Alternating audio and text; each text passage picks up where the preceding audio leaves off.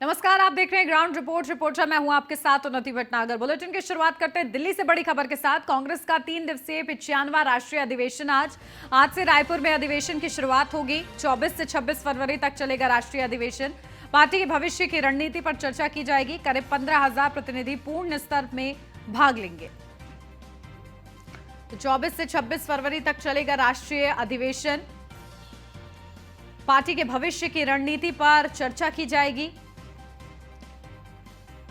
बड़ा ये पूरा कार्यक्रम है। करीब 15,000 प्रतिनिधि पूर्ण सत्र में भाग लेंगे और इसी के साथ कांग्रेस का 3 दिवसीय ये पूरा कार्यक्रम चलने वाला है, जहां 85वां राष्ट्रीय अधिवेशन है और आज से रायपुर में अधिवेशन की शुरुआत हो रही है। 3 दिन तक ये चलने वाला है।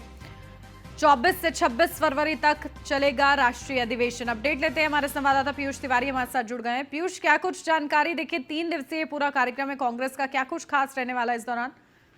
निश्चित रूप से अगर हम बात करें तो आज से कांग्रेस पार्टी का जो 50वां अधिवेशन है वो छत्तीसगढ़ के रायपुर में शुरू हो रहा है और 3 दिनों तक ये चलेगा और देश के अलग अलग विषयों को लेकर इसमें चर्चा होगी, जिसमें कांग्रेस की दशा और दिशा भी तय होगी। इस कांग्रेस की बैठक में अगर हम बात करें तो चुनाव में सियासी रणनीति भी कहीं ना कहीं ये जो अधिवेशन है वो तय करेगी और इसके साथ ही अधिवेशन में पार्टी की सर्वोच्च नीति निर्धारक संस्था कार्य समिति का भी गठन किया जाएगा। और इस कार्यक्रम में अगर हम बात करें तो सोनिया गांधी से लेकर राहुल गांधी, प्रियंका गांधी और कांग्रेस के नवागत जो राष्ट्रीय अध्यक्ष हैं मल्लिकार्जुन खड़गे सहित तमाम जो दिग्गज नेता हैं वो भी शिरकत करेंगे। इसके साथ ही चूंकि छत्तीसगढ़ विधानसभा चुनाव से ठीक पहले ये इस कार्यक्रम का आयोजन कराया जा रहा है, ये जो अधिवेशन है उसका आयोजन कराया जा रहा है, तो निश्चित रूप से खासतौर पे ये अधिवेशन मुख्यमंत्री भूपेश बघेल के लिए काफी अहम है और मिशन 2023 के लिहाज से उनके सियासी कद को देखते हुए हाईकमान के सामने उनके अपने कद को बढ़ाने का उनके पास एक बेहतर मौका है। और ऐसे में भूपेश बघेल ने पूरे आयोजन की कमान कहीं न कहीं अपने हाथों में ले रखी है और पार्टी नेताओं की मेहमान नवाजी के लिए भी भूपेश बघेल कहीं न कहीं सामने आ रहे हैं। और रायपुर में जो अधिवेशन होगा उसमें तमाम विषयों को लेकर चर्चा होगी, जिसमें पॉलिटिकल बात करें, इकोनॉमिक की बात करें, इंटरनेशनल अफेयर की बात करें, किसानों से जुड़े हुए मुद्दे पर बात करें या किस तरीके से केंद्र सरकार को घेरना है तमाम मुद्दों पर, इन सब तमाम विषयों को लेकर चर्चा होगी। इसके अलावा निश्चित रूप से 2024 का चुनाव नजदीक है, तो एक पार्टी जो कांग्रेस पार्टी है वो भी बड़ी पार्टी है, ऐसे में एक रणनीति बना सकती है कि कांग्रेस पार्टी की क्या कुछ रणनीति रहने वाली है। तो निश्चित रूप से काफी जो महत्वपूर्ण जो अधिवेशन है वो आज उसकी शुरुआत होने जा रही है छत्तीसगढ़ के रायपुर में। बिल्कुल, कांग्रेस के कौन कौन से बड़े चेहरे इस दौरान शिरकत करेंगे पीयूष इसमें?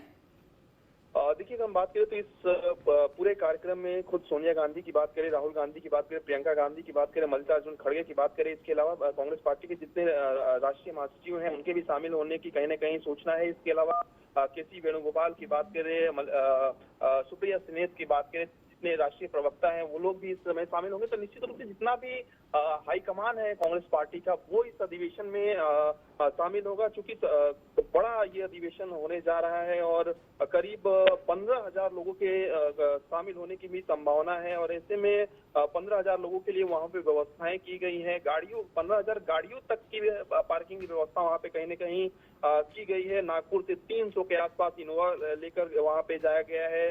दिल्ली से करीब 100 लग्जरी गाड़ियां, इसके अलावा इंदौर और नागपुर से लग्जरी बसें मंगवाई गई हैं। इस बात से अंदाजा लगाइए कि ये अधिवेशन कितना बड़ा है, क्योंकि करीब 700 के आसपास छोटी गाड़ियों की बुकिंग की गई है। इसके अलावा 250 वीआईपी के लिए लग्जरी गाड़ियां लगेंगी। इसके लिए तमाम जो पार्किंग की व्यवस्था है वो भी की गई है। इस बात से अंदाजा लगाइए कि किस तरीके से कांग्रेस पार्टी की जो तैयारी है वो इस अधिवेशन के लिए है। और इस अधिवेशन में तमाम मुद्दों पर कहीं न कहीं चर्चा होगी, चूंकि छत्तीसगढ़ की अगर हम बात करें या रायपुर की बात करें तो जिस तरीके से भूपेश बघेल की लोकप्रियता बढ़ रही है और भूपेश बघेल यही चाहते हैं कि इस अधिवेशन को इतने बेहतर तरीके से किया जाए कि कहीं न कहीं उनका भी जो कद है और भी बढ़ सके और फिर से एक बार भूपेश बघेल को मौका मिले। और यही कारण है कि एक साझा रणनीति बनाने के लिए कहीं न कहीं इस अधिवेशन का आयोजन कराया जा रहा है। बिल्कुल, किस तरीके से आने वाले दिनों में कांग्रेस पार्टी खुद को उभारती है, निखारती है, इस रणनीति के जरिए देखना होगा। बहुत शुक्रिया पीयूष आपका तमाम जानकारी के लिए। यूपी विधानसभा के बजट सत्र का 5वां दिन है आज। राज्यपाल के अभिभाषण पर आज भी चर्चा होगी। विधानसभा के सत्र में मौजूद रहेंगे सीएम योगी आदित्यनाथ। राज्यपाल के अभिभाषण धन्यवाद प्रस्ताव पर चर्चा। 11 बजे विधान भवन में धन्यवाद प्रस्ताव पर चर्चा की जाएगी। तो बजट सत्र का 5वां दिन आज, क्योंकि ये सत्र 10 मार्च तक चलने वाला है। सदन में आज फिर हंगामा हो सकता है। यूपी विधानसभा के बजट सत्र का 5वां दिन आज है, जहां राज्यपाल के अभिभाषण पर आज भी चर्चा होगी और इसी के साथ धन्यवाद प्रस्ताव पर भी चर्चा की जाएगी। तो विधानसभा के सत्र में मौजूद रहेंगे सीएम योगी आदित्यनाथ। तो 11 बजे विधान भवन में धन्यवाद प्रस्ताव पर चर्चा होगी। अपडेट लेते हैं, हमारे संवाददाता अश्विनी द्विवेदी हमारे साथ जुड़ गए, सीधा उन्हीं का रुख करते हैं। अश्विनी, क्या कुछ जानकारी? देखिए, आज खास दिन, यानी कि सत्र का 5वां दिन है, क्या कुछ आज चर्चा होगी? 10 मार्च तक ये सत्र चलने वाला है, किस तरीके से हंगामेदार रहने के आसार हैं और इस हंगामे के बीच क्या कुछ चर्चाएं होंगी? बिल्कुल, जिस तरीके से था कि सत्र शुरू होगा, सत्र को लेकर के पहले से उम्मीद थी कि हंगामा इस बार ज़्यादा होगा, क्योंकि कहीं ना कहीं समाजवादी पार्टी इस बार भी फुल फाइनल करने के मूड में दिखाई दे रही थी। वो भी कहीं ना कहीं सरकार को दिखाना चाह रही है कि विपक्ष भी है। निश्चित तौर पर शिवपाल के आने से कहीं ना कहीं समाजवादी पार्टी के विधायक खुद को मजबूत महसूस कर रहे हैं, तो कहीं ना कहीं हंगामा भी ज़्यादा हो रहा है। जिस तरीके से देखा गया था कि पहले पिछला सत्र देखा गया था, उस दौरान भी हंगामा हुआ था, लेकिन इस बार कुछ ज़्यादा ही हंगामा हो रहा है। पिछले 5 दिन हो गए, 5 दिन में कल का दिन रहा जो राज्यपाल का अभिभाषण था, उस पर चर्चा हुई थी। चर्चा के दौरान देखा गया किस तरीके से समाजवादी पार्टी के जो विधायक थे वो बेल तक पहुंच गए थे, वहां जाकर के हंगामा कर रहे थे, जिसके बाद लाख मना करने के बाद भी वो नहीं मान रहे थे, जिसके चलते 2 बार 35 मिनट के लिए जो है विधानसभा की कार्रवाई स्थगित करनी पड़ी। कहीं ना कहीं आज भी ऐसा ही कुछ मंजर दिखाई देगा, क्योंकि समाजवादी पार्टी के लीडर जो हैं वो कहीं ना कहीं जाति जनगणना के नाम पर समाजवादी पार्टी के जो मूल वोट बैंक कहा जाता था ओबीसी वर्ग, उसको साधने की कोशिश कर रहे हैं। हालांकि आज अखिलेश यादव सदन में मौजूद नहीं हो सकते होंगे, क्योंकि अभी दिल्ली दौरे पर है, उसके बाद उनका नोएडा दौरा वहां से है। तो ऐसे में शिवपाल यादव आज कमान कमाल समझ सकते हैं, और कहीं ना कहीं जाति जनगणना एक बड़ा मुद्दा है, उसको लेकर के फिर से समाजवादी पार्टी आज मुद्दा ये विधानसभा में उठाएगी, जिससे कहीं ना कहीं 2024 का चुनाव है उसका लक्ष्य तय किया जा सके। क्योंकि पिछले कुछ दिनों से देखा जा रहा है कि एक बार फिर समाजवादी पार्टी ओबीसी की राजनीति करने पर लगी हुई है, क्योंकि उसको पता है OBC vote bank Uttar Pradesh सबसे बड़ा वोट बैंक, अगर उसको साथ लेती है तो गठजोड़ होगा ओबीसी और मुस्लिम का, जिसके वो सत्ता की चाबी है उसके हाथ लग सकती है। हालांकि भारतीय जनता पार्टी भी अपने फुल एंड फाइनल के मूड में है, वो भी बाकायदा पूरी तैयारी की। सरकार के तमाम मंत्री कल बाकायदा एग्रेसिव दिखाई दिए। जो सवाल समाजवादी पार्टी की ओर से विपक्ष की ओर से किए जा रहे थे उनका बखूबी जवाब दिया जा रहा था, क्योंकि आज जिस तरीके से उत्तर प्रदेश के डिप्टी सीएम ने बताया कि किस तरीके से कानून व्यवस्था समाजवादी पार्टी के समय में थी कि एक इंसान को गाड़ी की बोनट में बांधकर जो 5KD है वहां तक ले जाती है गाड़ी, उसके बाद भी कार्रवाई नहीं होती। साथ ही साथ चाहे वह स्वास्थ्य का ढांचा हो या फिर जो है PWD विभाग हो या फिर सड़कों का जाल हो, क्या किस तरीके से उत्तर प्रदेश सरकार ने पिछले 6 सालों में काम, इन तमाम चीज़ों का जो है बखान उत्तर प्रदेश के उप मुख्यमंत्री ने किया था। साथ ही साथ जो समाजवादी पार्टी थी उसके शासन के दौरान जो काम हुए थे उन पर सवाल खड़े किए थे। इसके अलावा उप मुख्यमंत्री ने कहा था कि समाजवादी पार्टी ये झूठे समाजवादी हैं, क्योंकि इनके पास जब खाता खोलते 10 रुपया होता है, लेकिन अगले कुछ दिनों में करोड़ों रुपये आ जाते हैं। यहाँ तक उत्तर प्रदेश के उप मुख्यमंत्री ने कहा था कि इन खातों की जाँच भी होनी चाहिए, आखिर इतना पैसा आता कहाँ से। उन्होंने लोहिया से लेकर जयप्रकाश नारायण तक का जिक्र इस दौरान किया कि वाकई में वो असली समाजवादी थे। वो जीते जीवंत उनकी मौत तक हो गई, लेकिन उनके पास कुछ नहीं हुआ, क्योंकि उन्होंने समाजवादी विचारधारा जो थी उसके अनुरूप काम किया था। तो ऐसे में कहीं ना कहीं आज का दिन है, आज मुख्यमंत्री 11 बजे मौजूद रहेंगे सदन में, क्योंकि उस समय धन्यवाद प्रस्ताव होगा, वो उस दौरान रहेंगे। इस दौरान देखा जाएगा कि समाजवादी पार्टी एक बार फिर कहीं ना कहीं हंगामा करने के मूड में दिखाई देगी, कहीं ना कहीं फिर जाति जनगणना को मुद्दा बनाने की कोशिश करेगी। हालांकि सरकार ने जाति जनगणना को फिलहाल अभी सिरे से निकाल दिया है। उनका सरकार कहना है कि जाति जनगणना जो है वो केंद्र का मामला है और केंद्र के नियम अनुसार ही होगी, राज्य सरकार नहीं कर सकती है। हालांकि समाजवादी पार्टी की ओर से कहा गया कि पड़ोसी बिहार है वो जाति जनगणना अपने संसाधनों के आधार पर कर रहा है, लेकिन कहीं ना कहीं सरकार जानती है कि जाति जनगणना के पेच में अगर फंसते हैं तो निश्चित तौर पर नुकसान भी हो सकता है, क्योंकि जो मूल वोटर है सवर्ण वोटर ब्राह्मण ठाकुर और वैसे वो अगर छिटका भारतीय जनता पार्टी के, तो भारतीय जनता पार्टी को पता बखूबी कि उसकी सत्ता की चाबी है, पाना मुश्किल हो जाएगा। तो ऐसे में किसी भी वर्ग को भारतीय जनता पार्टी सरकार है वो नाराज नहीं करना चाहती, सभी को साथ के कहीं ना कहीं आगे बढ़ना चाह रही है। जी बिल्कुल, और देखिए इस दौरान धन्यवाद प्रस्ताव भी आना है, और इसी के साथ साथ किस तरीके से, क्योंकि पूरी तैयारी के साथ विपक्ष आया है इस बार इस सत्र के दौरान, सत्ता पक्ष की तरफ से भी जवाब दिया जा रहा है। इस पूरी गहमा गहमी के बीच किस तरीके से पूरा सत्र चलता है, ये देखना महत्वपूर्ण रहेगा। बहुत शुक्रिया अश्विनी आपका तमाम जानकारी के लिए। बढ़ते आगे नोएडा से अब खबर। सपा अध्यक्ष अखिलेश यादव आज जाएंगे नोएडा। अखिलेश यादव आज दिल्ली से होकर नोएडा आएंगे। नोएडा के निजी कार्यक्रम में मूर्ति का अनावरण करेंगे। अखिलेश यादव जनसभा को भी संबोधित करेंगे। सेक्टर 63 के वाजिदपुर गांव में निजी कार्यक्रम में आएंगे अखिलेश यादव। आज दोपहर 12:30 बजे पहुंचेंगे अखिलेश यादव। तो बड़ा उनका ये कार्यक्रम है, निजी कार्यक्रम बताया जा रहा है, जिसमें मूर्ति का अनावरण करना है। सेक्टर 63 के वाजिदपुर गांव में ये पूरा कार्यक्रम आयोजित किया गया है, जिसमें समाजवादी पार्टी के अध्यक्ष अखिलेश यादव शिरकत करेंगे। जनसभा को भी वो इस दौरान संबोधित करेंगे। इस कार्यक्रम को लेकर क्या कुछ वो खास कहते हैं और साथ ही साथ क्योंकि नोएडा का उनका दौरा है, क्या जिक्र किया जाता है उनकी तरफ से, ये भी देखना महत्वपूर्ण रहेगा। दोपहर 12:30 बजे बताया जा रहा है कि पहुंचेंगे अखिलेश यादव।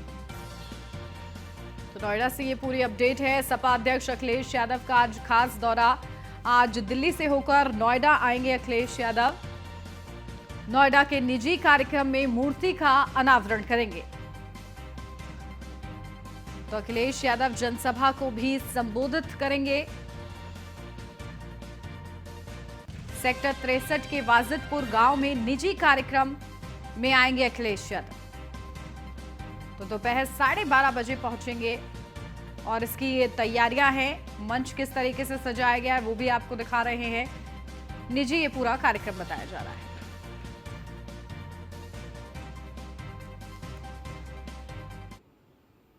कानपुर से अब खबर। सपा विधायक इरफान सोलंकी की कोर्ट में पेशी है आज। इरफान सोलंकी का भाई रिजवान की भी कोर्ट में पेशी है। रंगदारी मांगने, फर्जी आधार कार्ड से सफर करने का ये पूरा मामला है। महराजगंज जेल से कानपुर कोर्ट में इरफान की पेशी होगी। तो इरफान सोलंकी का भाई रिजवान की भी कोर्ट में पेशी होगी। इरफान सोलंकी का भाई रिजवान की कोर्ट में पेशी है और इसी के साथ महराजगंज जेल से कानपुर कोर्ट में इरफान की पेशी होगी। अपडेट लेते हैं, हमारे संवाददाता रामजी शर्मा हमारे साथ जुड़ गए। रामजी, क्या कुछ जानकारी? देखिए, कानपुर में आज खास पेशी है इरफान सोलंकी की, उनके भाई रिजवान की। क्या कुछ इसकी तैयारी है, कितनी दलीलें दी जाएंगी, क्या कुछ होने की संभावना?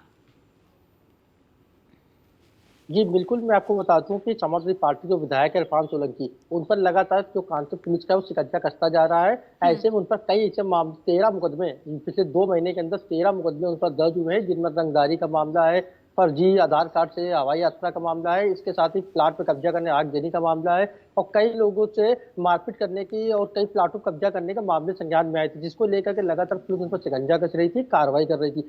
ऐसे में जो 13 मुकदमे दर्ज हुए तो उसमें 9 मुकदमों में अब तक पुलिस ने चार्जशीट कोर्ट में पेश कर दी, जिसपे लगातार उनको कानपुर कोर्ट में पेश किया जा रहा है। ऐसे में उनको महाराजगंज जेल में बंद किया गया था। आज 24 फरवरी को उनकी 12 बजे कानपुर कोर्ट में पेशी होनी है।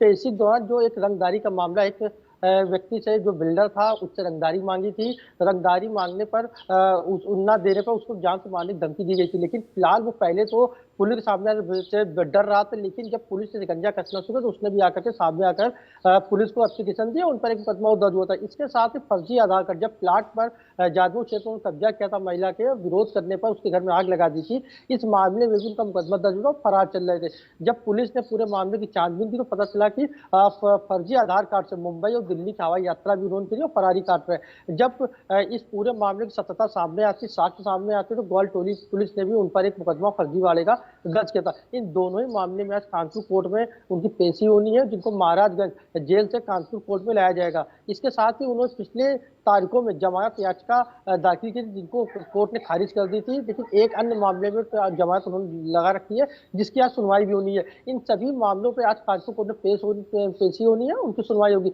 इसके साथ ही जो भू माफिया इरफान सोलंकी के भाई है रिजवान सोलंकी, उसकी भी आज कानपुर कोर्ट में पेशी होनी है। एक व्यक्ति से जो महिला थी जहां पर आग लगाने का मामला था, उस पर भी मुकदमा है रिजवान सोलंकी पर, और फर्जी वाले में अपने जो विधायक भाई है उसका साथ देने का, उसकी भी कानपुर कोर्ट में पेशी होनी है। इन सभी पेशी को लेकर के जब आज सुनवाई होगी, सुनवाई के दौरान जो उनकी जमानत याचिका है उस पर भी बहस होगी कि आखिर वो सुनवाई होती कि नहीं होती है, या फिर जमानत याचिका उनकी खारिज होती है या एक्सेप्ट होती है। इसके साथ ही ज्वाइंट सीपी जो आनंद प्रकाश तिवारी, उन्होंने साफ तौर बताया कि इन सभी मामलों में चार्जशीट दाखिल हो चुकी है। जो 4 अन्य मामले हैं उन पर भी बहुत जल्द कोर्ट में चार्जशीट दाखिल होगी, जिससे कि जो आगे की कार्रवाई है समाजवादी पार्टी विधायक पर, वो लगातार कार्रवाई की जाती है और इस कार्रवाई को तेजी करने के लिए फास्ट ट्रैक कोर्ट में मुकदमा चलाया जा रहा है। जी बिल्कुल, फिलहाल क्या कुछ कोर्ट कहता है इस सुनवाई के दौरान, ये देखना होगा। नजर बना के रखिएगा। बहुत शुक्रिया राम जी आपका। बढ़ते आगे, अब खबर संभल से है, जहां पर बाहुबली नेता और पूर्व सांसद डीपी यादव ने पीएम मोदी की तारीफ की है। उन्होंने कहा है कि पीएम मोदी ने देश के लिए अच्छे काम किए हैं और वे देश को आगे लेकर बढ़ रहे हैं। जहां उन्होंने यूपी सरकार के बजट को गरीबों एवं किसानों को सपोर्ट करने वाला बजट बताया, तो वहीं जातीय जनगणना को लेकर भी खुलकर विचार रखे हैं।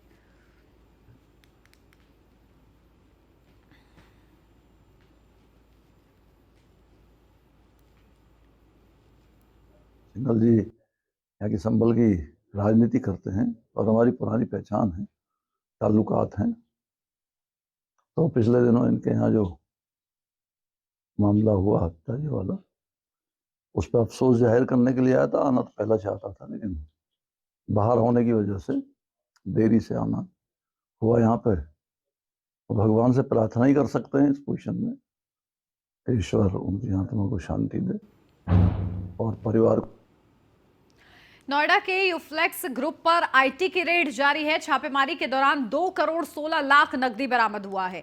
358 करोड़ रुपए का फर्जी ट्रांजैक्शन पकड़ा गया है। एमडी अशोक चतुर्वेदी को उनके घर में रोका गया है।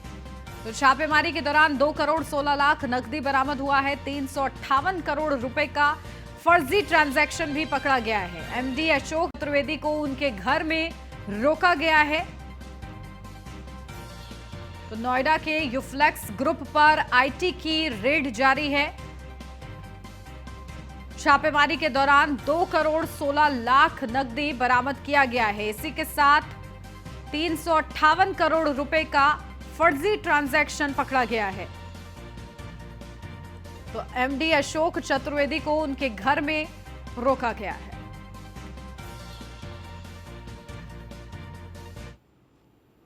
लखनऊ से अब खबर, बिल्डर्स के बैंक खाते सीज किए गए हैं। अंसल, सहारा, तुलसियानी समेत 8 के बैंक खाते सीज किए गए हैं। खरीदारों का पैसा वापस नहीं लौटने पर कार्रवाई की गई। रेरा के आदेश के बाद भी पैसा नहीं लौटने पर कार्रवाई हुई है। डीएम के आदेश पर सदर तहसील ने बैंक खाते सीज करने की कार्रवाई कराई। कार्रवाई शुरू होने के बाद 2 बिल्डरों ने 2 करोड़ रुपए सदर तहसील में जमा कराए हैं। तो रेरा के आदेश के बाद भी पैसा नहीं लौटाने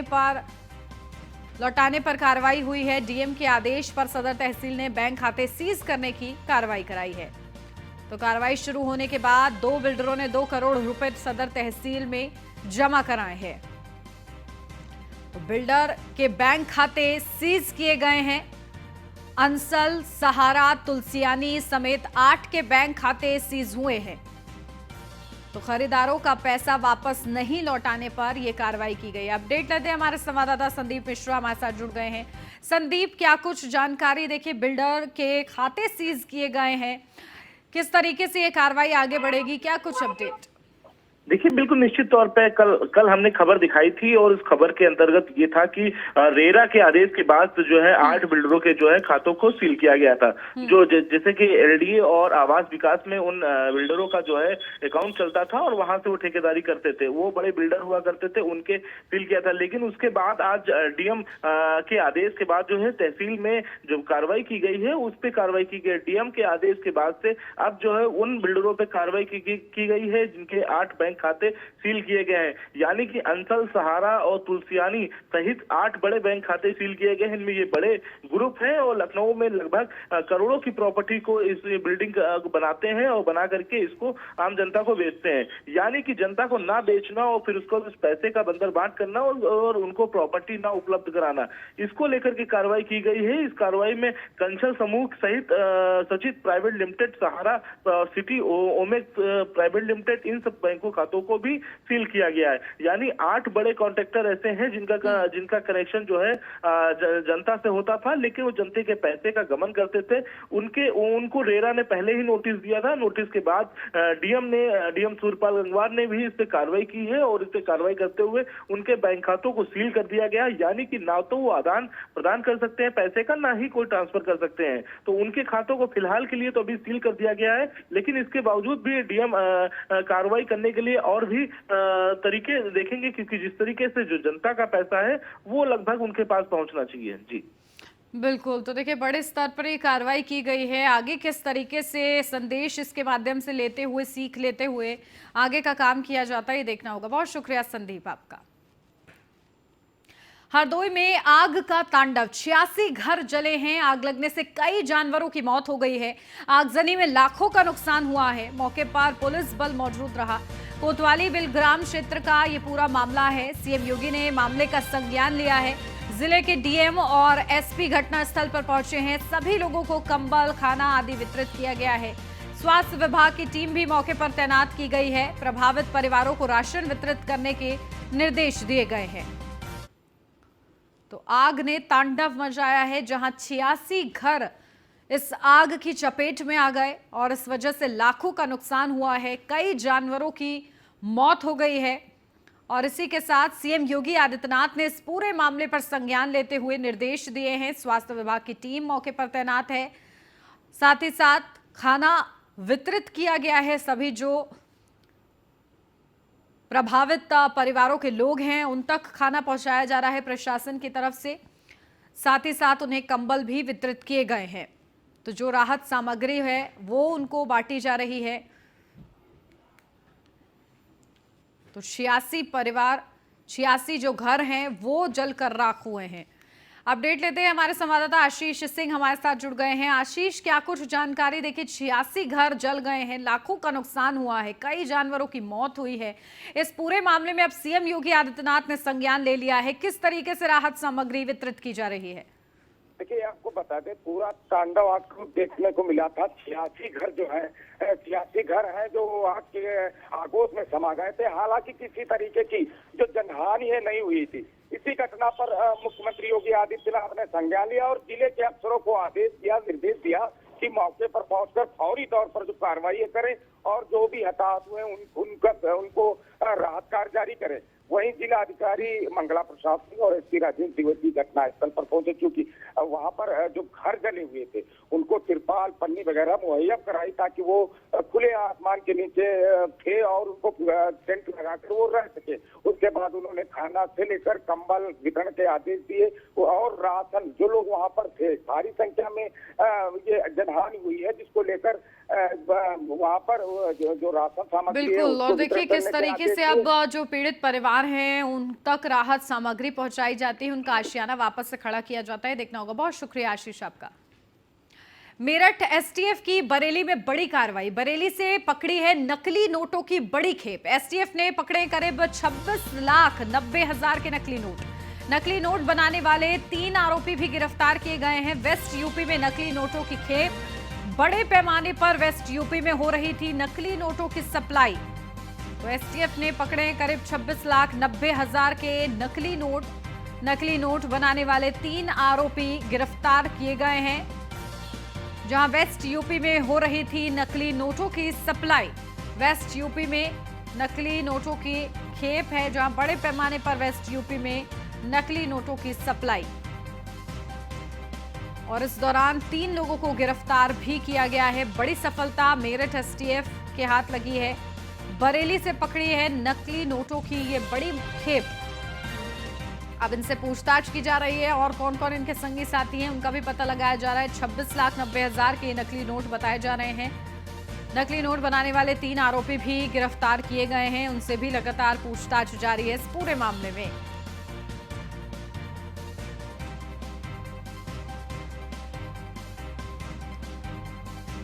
तो बड़े पैमाने पर वेस्ट यूपी में हो रही थी नकली नोटों की सप्लाई, जहां 3 लोग गिरफ्तार हुए हैं इस पूरे मामले में।